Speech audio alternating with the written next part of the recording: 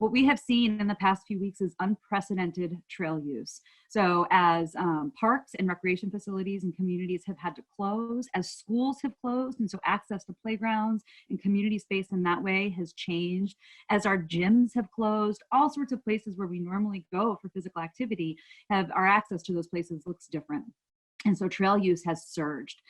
In some parts of the country, it has been as high as over 400% increase in trail use compared to last year at this time. And the nationwide average is around 200% increase in trail use.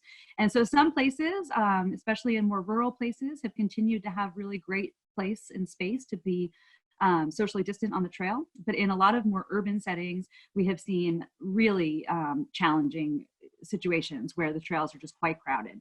And what has come to our attention is that there are just not enough places for people to be outside and active outdoors when they're trying to maintain that social distance. So we have joined with a lot of local advocates who have been calling for streets in their communities to be repurposed for walking and biking. And we have over 8,100 folks who have signed our petition to do that.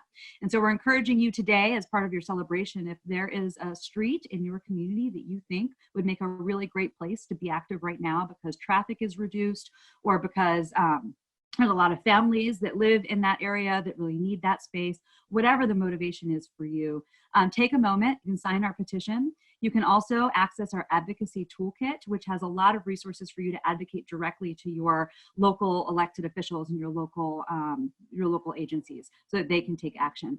And then we've just launched a new tool where you can propose a street. We really want to show visually the groundswell of support for this that's happening all across the country. So if you have a street that you want closed, you can pop that into our map, and it'll be really helpful for folks to be able to see how widespread this encouragement is from local citizens.